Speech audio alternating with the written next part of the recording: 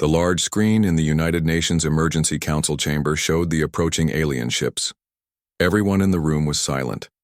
5 massive vessels, each bigger than the largest human aircraft carrier, moved slowly toward Earth. Dr. Alan Winters adjusted his glasses and looked at the data again. The ships had appeared 3 days ago, passing Jupiter's orbit without slowing down. Their technology was unlike anything humans had built. They moved without visible engines and left no energy trail. "How long until they reach Earth orbit?" President Elaine Morgan asked. Her voice was steady despite the tension in the room. General Frank Miller checked his tablet. "At their current speed, 18 hours, Madam President." The room erupted in worried voices. Representatives from every major nation talked over each other. Some wanted to launch nuclear weapons. Others suggested hiding. A few wondered if surrender was the only option. President Morgan raised her hand and the room fell quiet again. "We need a team to meet them. People who can represent all of Earth, not just one country." "I recommend Dr. Winters," said the Secretary General. "His work in linguistics and communication theory makes him our best chance to understand them." Alan felt his heart beat faster. He had spent his life studying how different cultures communicated. He had helped solve conflicts between nations that couldn't understand each other. But aliens? This was beyond anything in his experience. "I'll do it," he said simply. "We also need someone who understands space and physics," added the Chinese representative. "Someone who can make sense of their technology." "Dr. Olivia Cruz," suggested the science advisor. "Her work on interstellar communication theory is the most advanced on the planet." Olivia stood up from her seat in the back of the room. She hadn't expected to be called on. As an astrophysicist, she had been watching these ships with growing excitement and fear since they first appeared on her observatory's instruments. "I accept," she said. Within hours, a team was formed. Dr. Alan Winters and Dr. Olivia Cruz would lead. They would be supported by military advisors, including Captain Susan Miller, and cultural experts from around the world. The aliens sent a message as they reached lunar orbit. It came through on all radio frequencies, television channels, and internet connections simultaneously. The message was simple. "We will meet with Earth representatives. Your orbital station is acceptable. 12 hours. They knew about the International Space Station. They had been watching humanity. The team launched in 2 spacecraft. As they approached the space station, they saw the alien shuttle already docked there. It was smooth and silver, with no visible windows or doors. Yet somehow it had connected perfectly to the station's airlock. "Remember," Alan said to the team as they prepared to enter, "we represent all of Earth. No matter what happens, we show them that humans are reasonable and peaceful." Olivia nodded but checked the small device in her pocket. It was recording everything. Data on air composition, radiation, energy signatures. Whatever these aliens were, she would learn as much as possible about them. The airlock opened. The station's regular crew had been moved to another section. Only the Earth delegation and the aliens would be in this module. The beings waiting for them were tall, nearly 7 feet. Their skin was pale blue and seemed to shimmer slightly, like it was made of tiny scales. They had 2 arms and 2 legs like humans, but their heads were wider with large eyes that wrapped partially around the sides. They had no visible ears or nose, just a small mouth. One stepped forward. "I am High Emissary Zorthul of the Galactic Consortium. We speak many languages of your world." Alan was amazed at how perfect the alien's English was. There was no accent. It was as if the words formed directly in his mind. "I am Dr. Alan Winters," he replied. "This is Dr. Olivia Cruz. We represent Earth. We welcome you in peace." The alien made a gesture that might have been a bow or nod. "Your welcome is noted. However, we do not come seeking your permission." Alan felt a chill run down his spine. "I don't understand." "Your world has been observed for some time," Zorthul said. "The consortium has determined that Earth has reached the developmental stage where incorporation is appropriate." "Incorporation?" Olivia asked. "What does that mean?" "Your species will join the consortium as a protectorate world. You will receive guidance, and protection. In exchange, you will provide resources and accept our leadership in all matters beyond your planet." The humans looked at each other. This wasn't first contact. This was a takeover. "That sounds like you're asking us to give up our freedom," Alan said carefully. Zorthul's large eyes blinked slowly. "We are not asking. These terms are standard for all developing worlds. Resistance is unwise and historically unsuccessful." Captain Miller stepped forward. "And if we refuse?" "Refusal is not an option typically presented," the alien replied. "But in the rare cases where species resist, the outcome is unfortunate." Alan raised his hand in a calming gesture. "High Emissary, humans value their independence greatly. What you're proposing would be very difficult for our people to accept. Your internal governance can remain in place for non-critical matters," Zorthul said. "But your military capabilities will be reduced, and all space activities will require consortium approval," Olivia spoke up. "We would need time to discuss this with our world leaders. This is too important for just us to decide." The alien seemed to consider this. "Time is permitted. You have 30 of your days to prepare your world for transition. We will remain in orbit until then. And if after 30 days, we still don't agree?" Alan asked. Zorthul's face remained expressionless. "Then we will demonstrate why agreement is the only logical choice. Other races have required such demonstrations. The loss of life is regrettable, but educational." The meeting continued for another hour. The aliens explained more about the consortium, a collection of over 300 intelligent species spanning this arm of the galaxy. Some were full members with voting rights. Most were protectorates, providing resources and receiving guidance. As the Earth team prepared to leave, Alan made one final statement. "High Emissary, I need to be clear. While we desire peaceful relations with the consortium, humanity will not bow to threats. We recommend you reconsider your approach." For the first time, Zorthul seemed genuinely surprised. The alien's skin changed color slightly, shifting to a deeper blue. "Your response is unusual," the emissary said. "Most species at your development level understand the benefits of consortium protection." "Humans are unusual," Alan replied. "You might want to study us more carefully before you make demands." As the Earth delegation returned to their ship, Olivia whispered to Alan, "Do you think they'll really attack if we don't agree?" Alan looked back at the alien shuttle. "I think they've never had to ask twice, but they've never met humans before." The journey back to Earth was quiet. Everyone was thinking about what would happen next. 30 days to convince advanced aliens not to take over their world. 30 days to prepare if the aliens couldn't be convinced. As they approached Earth, Alan looked at the blue planet below. Whatever happened, he knew one thing for certain. Humanity would not surrender its freedom.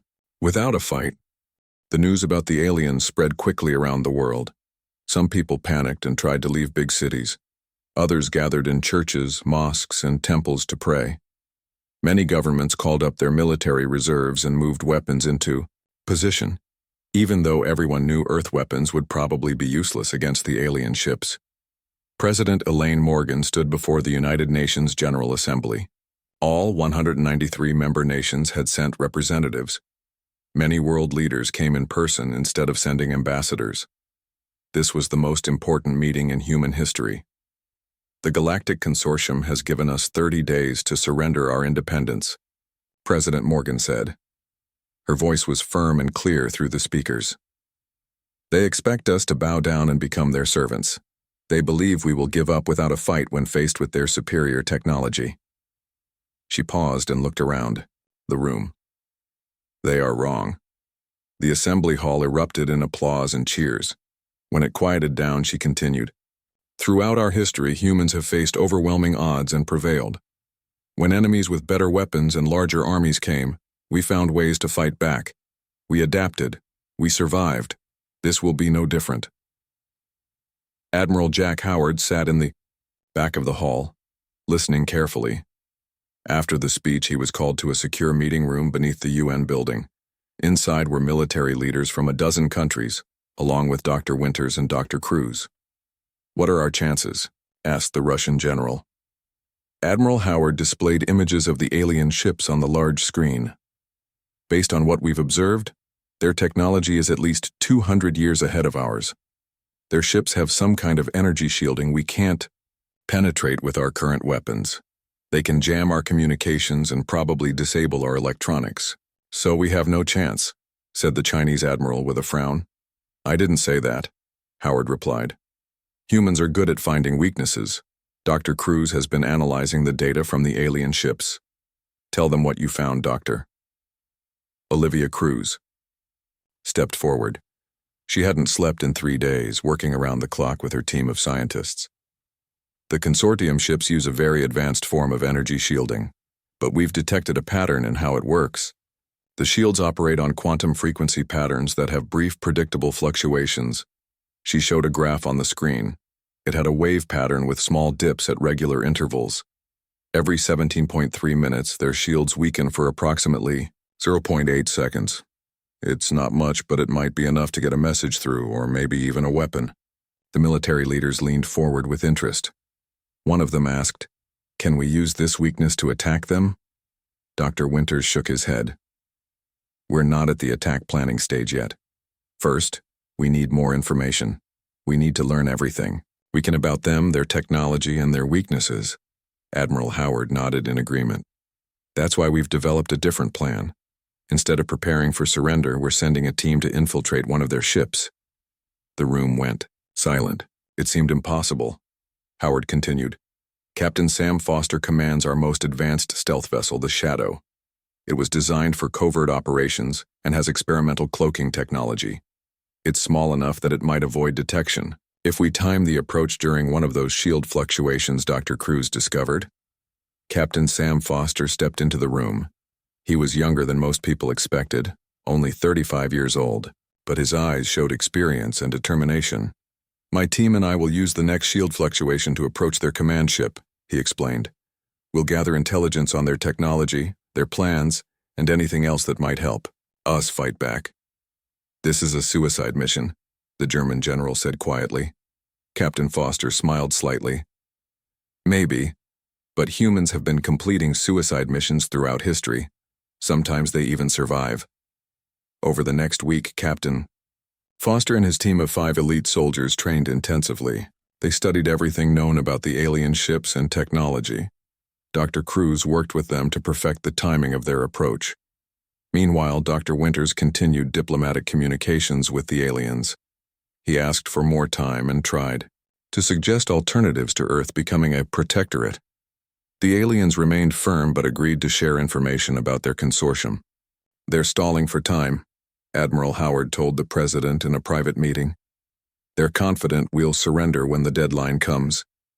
Then let them think that, President Morgan replied. Every day gives us more time to prepare. Day 21 of the 30-day deadline, Captain Foster's mission launched. The Shadow left Earth under cover of darkness. It was painted with light-absorbing material and used minimal power to avoid detection.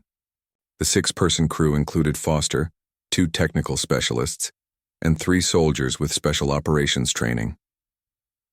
Dr. Cruz monitored the mission from a secret underground facility. She watched her screens as the Shadow approached the massive alien command ship. Fluctuation in 30 seconds, she said into her microphone. Remember, you'll have less than 1 second to slip through, Captain Foster acknowledged. The Shadow drifted silently toward the huge alien vessel. When Dr. Cruz gave the signal, Foster activated the engines for a brief burst of speed. The small ship slipped through the alien shields just as they strengthened again. We're in, Foster reported. Attaching to the hull now. The team used specialized cutting tools to create an entry point into the alien ship. They moved carefully through dark corridors, using advanced scanning equipment to avoid detection. What they discovered shocked them. The consortium ship contained massive storage areas filled with resources from other worlds. There were holding cells with beings from other planets, prisoners or slaves, it wasn't clear. And most importantly, they found a central database. One of the technical specialists, Sergeant Kelly Wilson, connected to the alien computer system. I'm downloading everything I can, she whispered. Their security systems are complex, but they never expected anyone to access from inside the ship. Captain Foster stood guard while Wilson worked. "Hurry," he urged. "We don't know how long until they detect us." Wilson nodded. "Almost done. Wait, I found something important. Earth isn't the first. The consortium has done this hundreds of times. They find developing worlds, force them to become protectorates, and take their resources." "Any record of worlds that successfully resisted?" Foster asked. Wilson's face fell. "None, but—" She paused, looking at the screen with surprise. "According to this data, they've never needed to use much force. Most species surrender immediately after a small demonstration of power. Their dominance is as much psychological as technological. They've never faced serious resistance." An alarm suddenly blared through the ship. They had been discovered. "We need to go now," Foster ordered. The team quickly moved back toward their entry point. They were almost there when alien security forces intercepted them. A firefight broke out. The human weapons were effective against the alien guards, but there were too many of them. "Get to the ship," Foster shouted as he provided covering fire. Two of his team members were already wounded. They fought their way back to the shadow, but Foster was hit by an energy weapon just as they reached their ship.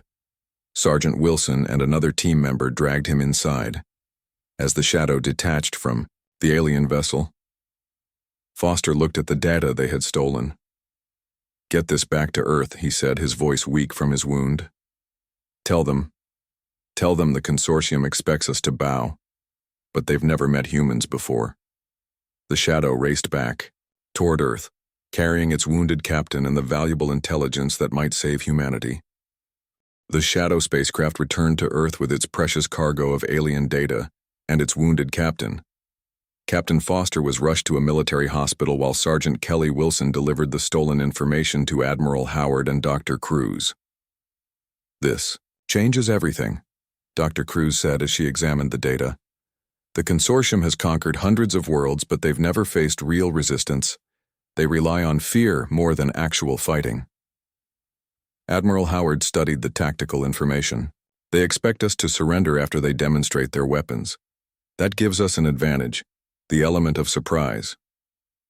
The Admiral presented the findings to the United Nations Security Council. World leaders agreed on a risky plan. They would appear to be preparing for surrender while secretly getting ready to fight back. Dr. Winters continued talks with High Emissary Zorthul. "We are considering your terms," he told the alien. "Our world leaders need more time to prepare our people." Zorthul's expression didn't change. "The deadline remains. 27 Earth rotations have passed. You have 3 remaining." When the 30th day arrived, the consortium ships moved into attack position. The largest ship positioned itself over the Pacific Ocean, far from any population centers. The others spread out in low Earth orbit. High Emissary Zorthul's face appeared on television screens and computer monitors worldwide. "People of Earth, your time for decision has ended. We will now demonstrate why resistance is futile. Observe." A beam of bright blue energy shot from the largest alien ship into the ocean. The water boiled and steamed for miles around. When the IEU beam stopped, a circular area of ocean 3 miles wide had been vaporized, leaving a deep crater in the ocean floor. "This was a minimal display," Zorthul announced. "We can target any location on your planet with precision. You have 6 hours to signal your surrender by lowering your military alert status and deactivating your defense systems."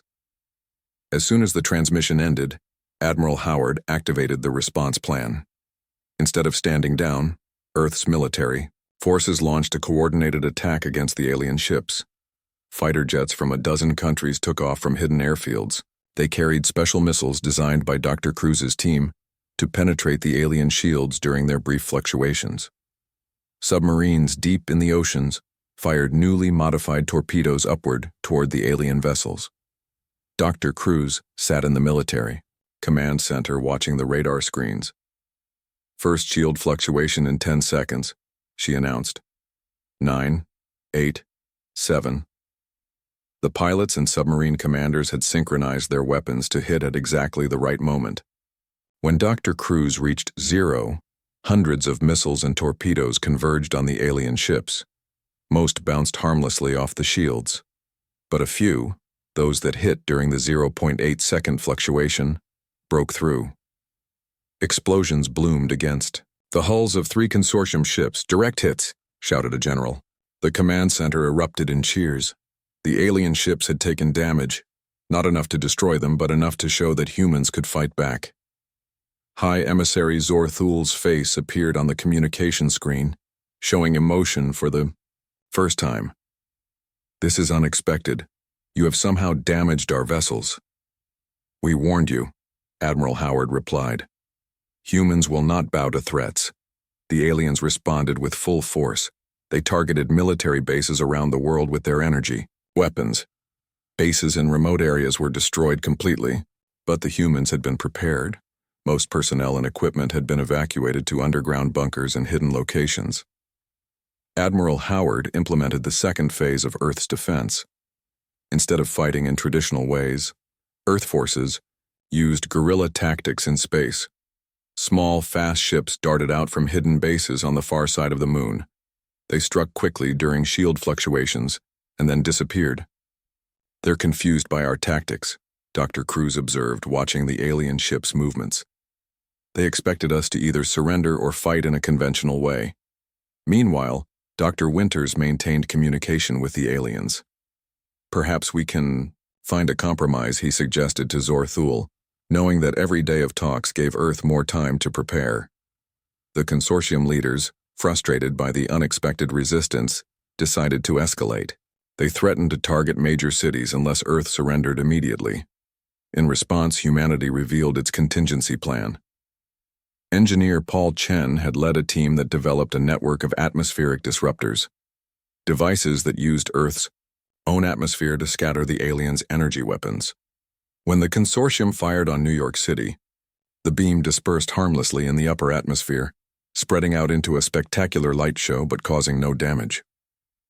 Paul Chen explained to the world leaders, "We can't stop their weapons completely, but we can reduce their effectiveness by about 80%. It buys us time." The conflict intensified. Small battles were fought in orbit and in Earth's upper atmosphere. The consortium landing ships attempted to deploy ground forces in several locations, but were met with fierce resistance. One incident became a symbol of human courage. When alien troops attempted to land near a small town in Colorado, National Guard pilot Lisa Rodriguez found herself the only defender in the area. Her fighter jet had been damaged and her weapons were depleted. Rather than retreat, she made a split-second decision. She aimed her crippled aircraft directly at the alien landing craft and ejected at the last possible moment. Her jet crashed into the alien ship, causing it to lose control and crash into an empty field instead of the town. Lisa's parachute carried her safely to the ground. Within hours, her story spread around the world, inspiring others to similar acts of bravery. 3 weeks into the conflict, something unexpected happened. The consortium ships began to pull back from Earth's orbit, taking up more distant positions. "They're retreating?" asked President Morgan during an emergency briefing.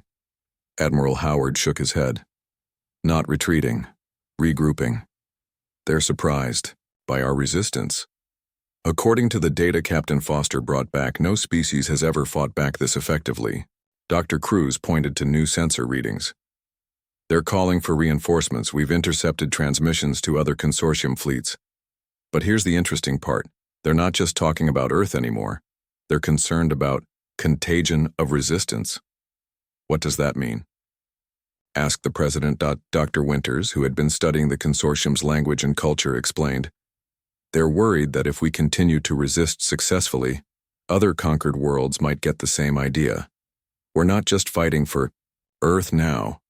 We may be inspiring others throughout their empire." President Morgan looked at the global situation map. Earth had suffered damage, but humanity remained unbowed. "Then we'll keep fighting," she said. "Not just for ourselves, but for every species they've ever conquered." As if to confirm her words, new signals began appearing on the deep space monitors. Ships with unknown configurations were approaching Earth, and they weren't consortium vessels. The unknown ships approached Earth slowly. There were 12 of them, smaller than the massive consortium vessels, but still impressive compared to human spacecraft. They kept their distance from both Earth and the consortium fleet. Are they hostile? President Morgan asked during the emergency meeting. Admiral Howard studied the sensor readings. They haven't taken any aggressive actions. They're just watching. Dr. Cruz and her team had been analyzing the new arrivals for hours. Their technology is similar to the consortium's, but different in some ways. They're using stealth measures to hide from the consortium ships, not from us. A message arrived from the lead ship of the unknown fleet. It was audio only, in a language no one recognized. Dr. Winters and his linguistics team worked quickly to decipher it. They want to talk, he reported after an hour. Not with the consortium, but with us. They're requesting a secure channel. President, Morgan nodded. Set it up. The face that appeared on the screen was humanoid but clearly alien. The being had gray-green skin with small ridges along the temples and chin. Its eyes were large and amber-colored. I am Krelvor, commander of the Arcadian Rebellion, the alien said in careful, accented English. We have been watching your conflict with the consortium. How do you know our language? Dr. Winters asked. We've been monitoring your communications, Krelvor replied. Your broadcasts reach far into space. We've learned much about your species. Why are you here? Admiral Howard asked directly. Krelvor's expression changed slightly, perhaps a smile. No species has resisted the consortium so effectively with such primitive technology. Your defiance has inspired others. We offer an alliance, the Earth. Representatives looked at each other in surprise. Krelvor continued. The Arcadian Rebellion is a coalition of species who have been quietly resisting consortium rule for decades. We were once like you, conquered worlds forced to serve as protectorates. Some of us have been fighting in secret for generations. President Morgan leaned forward. What kind of alliance do you propose? We offer technology, intelligence, and our fighting forces. In return, we ask that Earth joins our cause, not just to defend your world, but to help free others. The BAO, human leaders discussed the offer privately. Some were suspicious, worried this might be a consortium trick. Others saw it as their only hope for survival. We need proof of your intentions, Admiral Howard told Krelvor when they reconnected. Understood, the alien commander replied. We will demonstrate our commitment. Within hours, the Arcadian ships moved into action. They targeted a consortium supply vessel that was approaching Earth and disabled it with precise weapons fire. Then, instead of destroying it, they captured it intact. The ship contains weapons and equipment intended for the ground invasion of your world, Krelvor informed Earth's leaders. We offer it to you as a gesture of good faith. Earth accepted the alliance. Arcadian ships landed at a secure facility in the Australian outback. Representatives from both species met face-to-face for the first time. The Arcadians brought advanced technology and crucial intelligence. Engineer Karen West led the Earth team working with Arcadian scientists. Together, they upgraded Earth's defenses with shields similar to those used by the consortium. Their technology works on principles we never considered, Karen explained to Admiral Howard as they toured the new shield generator facility. It's like we were trying to build a computer with rocks and sticks and they showed us how to use electricity. Military strategist Colonel Richard Hayes worked with Arcadian warriors to develop new tactics. The Arcadians knew the consortium's strategies and weaknesses from long experience. They rely too much on overwhelming force, an Arcadian commander named Trell told Colonel Hayes. They've never needed to adapt or be creative in battle. That's their weakness. Dr. Winters spent time with Krelvor, learning about the Arcadian Rebellion's history. What he discovered was surprising. The consortium isn't as powerful as they want everyone to believe, Dr. Winters reported to President Morgan. Their empire is huge but fragile. They control hundreds of worlds, but most are held only through fear and the belief that resistance is impossible. And now we've shown it is possible, the president said. Dr. Winters nodded. Exactly. Reports of Earth's resistance have spread to other worlds. The consortium is facing questions and small uprisings in several sectors. That's why they're so determined to defeat us quickly, to make an example of Earth. While human and Arcadian forces prepared for the next phase of the conflict, Dr. Cruz made an important discovery. She had been studying the captured consortium ship with Arcadian scientists. The consortium ships are connected through a quantum communication network, she explained to the Joint Human-Arcadian Command. If we can access this network, we could potentially disrupt their coordination or even feed them false information. Krelvor looked impressed. We've suspected such a network exists, but have never been able to confirm it. Your perspective is refreshing. Working together, human and Arcadian scientists developed a plan to infiltrate the consortium network. They modified one of the communication devices from the captured ship and prepared to insert it into a larger consortium vessel. Commander Diana Brown, a naval officer with special operations experience, was selected to lead the mission. Her team included both humans and Arcadians. Our target is the consortium command ship, she told her team during the briefing.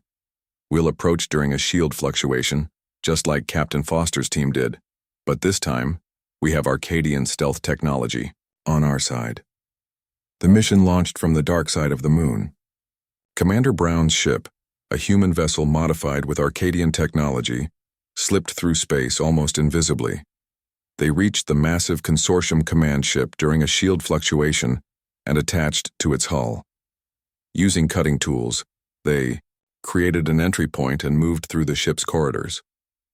The Arcadian members of the team knew the typical layout of consortium vessels, which made navigation easier. They reached the main communication hub without being detected. Planting the device now, Commander Brown whispered into her communicator. An Arcadian technician connected their modified device to the consortium system. Device active. Beginning. Data transmission. Information began flowing back to Earth and the Arcadian fleet. For the first time, they could see the consortium's communications, orders, and battle plans. What they saw changed everything. The consortium was planning a final, massive attack on Earth, not just to defeat the resistance, but to make Earth uninhabitable as a warning to other worlds. We need to strike first, Admiral Howard said when he saw the plans. Hit them before they can launch this attack. Krelvor agreed. This is our opportunity, not just to defend Earth, but to strike a real blow against the consortium. Together, they formulated a bold plan. A joint human-Arcadian task force would target the consortium's main supply base in the outer solar system. Without supplies, the consortium fleet would be forced to retreat or fight at a disadvantage. Commander Brown, still on board the consortium command ship, received new orders. Instead of returning immediately, her team would remain and sabotage the ship's weapons systems just before the attack began. As the task force prepared to launch, Krelvor addressed the human leaders. No matter what happens next, you've already achieved something remarkable. For the first time in recorded history, the consortium faces a challenge to their power. Whatever comes, Earth will be remembered as the world that dared to stand unbowed. The joint human-Arcadian attack force launched from Earth's moon base. 50 ships, a mix of modified Earth vessels and Arcadian fighters, headed toward the consortium supply base near Jupiter. At the same time, Commander Brown and her team worked inside the consortium command ship, carefully disabling weapon systems and planting explosives at key points. On Earth, Admiral Howard and Krelvor watched the operation unfold from the underground command center. Tension filled the room as they waited for reports from the attack force. First wave approaching target, reported the mission commander. No sign that we've been detected. The element of surprise was critical to their plan. Thanks to the information from the captured communication network, they knew the supply base was lightly defended. The consortium never expected an attack so far from Earth. Commander Brown, status report. Admiral Howard called over the secure channel. Sabotage complete, she replied quietly. We're setting the detonators now. 15 minutes until we need to evacuate. The attack force reached the supply base and launched their first volley of weapons. Modified missiles slipped through the base's shield fluctuations, striking storage areas and defensive installations. The base's few defenders scrambled to respond. We're meeting minimal resistance, the mission commander reported. Proceeding to Phase 2, Phase 2 involved capturing the base intact rather than destroying it. Landing parties of humans and Arcadians boarded the station, fighting their way through corridors and control rooms. After 30 minutes of intense fighting, the base commander surrendered. For the first time in recorded history, a consortium installation had fallen to lesser species. "We've secured the base," the mission commander announced. "Accessing their systems now." Meanwhile, on the consortium command ship, Commander Brown's team had completed their sabotage and were making their way back to their vessel. They moved carefully through the corridors, avoiding patrols of consortium guards.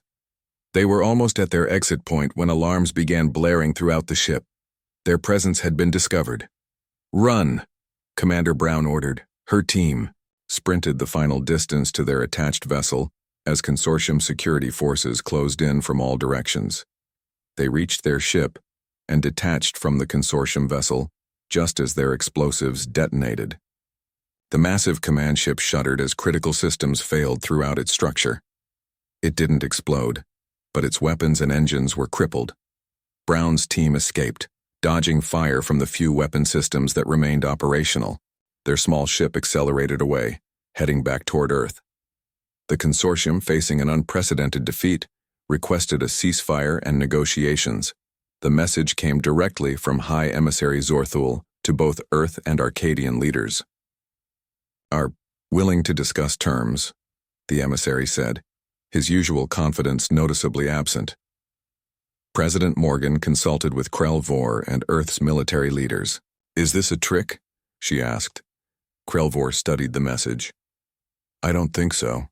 They've never faced this situation before. We've taken one of their bases and disabled their command ship. Their supply lines are cut. For the first time, the consortium faces real defeat." The meeting was set on Luna Base, humanity's outpost on the moon. It was neutral ground, not Earth, not an Arcadian ship, and not a consortium vessel. High Emissary Zorthul arrived with a small delegation. He looked different, less imposing, almost tired. The human delegation was led by Dr. Winters and President Morgan. Arcadian representatives stood as allies at the table. "We underestimated your species," Zorthul admitted. His voice lacked its former arrogance. "The consortium offers revised terms. Earth will be recognized as a sovereign world, with the option to join the galactic community as equals." President Morgan's response was measured but firm. "Humanity accepts peace and galactic cooperation, but we will extend this offer to all species currently under consortium rule. The age of your empire's expansion through intimidation is over." Zorthul's large eyes blinked rapidly, a sign of distress in his species. "The consortium has existed for thousands of years. You cannot expect us to dismantle our entire structure of governance because of one planet's resistance." Dr. Winters leaned forward. "Not one planet. Many worlds united. The Arcadians have fought you in secret for generations. How many others wait for their chance at freedom? How many of your protectorate worlds would choose independence if given the choice?" Krelvor added. "The age of conquest is ending, emissary. Evolution is inevitable, even for empires."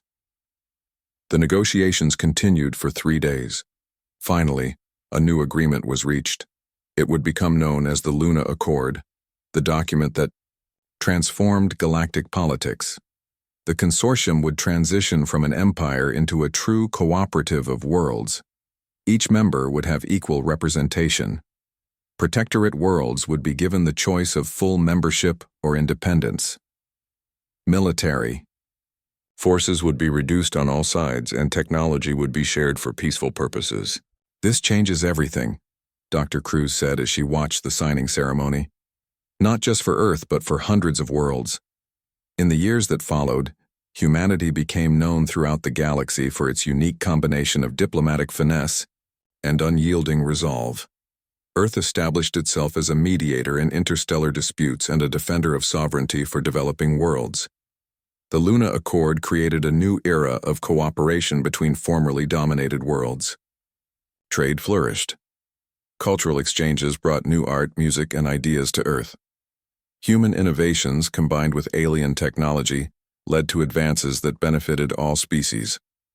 Admiral Howard, now heading Earth's new Starfleet Academy, often reminded cadets of the lesson learned from the consortium conflict. Advanced technology means nothing without the will to stand for what's right. Humanity didn't bow then, and we never will. Captain Foster, recovered from his wounds, became Earth's first ambassador to the reformed Galactic Council. When asked by alien diplomats why humans had resisted when no other species had, he simply said, "It's in our nature to be free." 5 years after the Luna Accord, Earth launched its first true interstellar exploration mission. Dr. Cruz, now leading the expedition, stood on the bridge of the starship Defiance as it prepared to journey beyond known space. "We go forward not as conquerors," she told her crew of humans and aliens, "but as explorers and defenders of freedom." As the Defiance engaged its engines and moved away from Earth, Dr. Cruz sent one final message back to Mission Control. The stars will know that humanity stands unbowed, today and always. On Earth, Dr. Winters watched the ship depart from the observation deck of the new Galactic Cooperation Center. High Emissary Zorthul, now serving as the consortium's representative, to Earth stood beside him. "Your species continues to surprise us," Zorthul said. "We thought we were bringing order to chaos when we came to your world." Dr. Winters smiled. "And instead, you found that sometimes a little chaos is exactly what the universe needs. There's an old human saying, 'The tree that bends will survive the storm, but the tree that refuses to bend at all will eventually break.'" "Wise words," Zorthul admitted. "Perhaps the consortium needed to learn how to bend. And perhaps," Dr. Winters replied, "humanity needed to learn when to stand firm."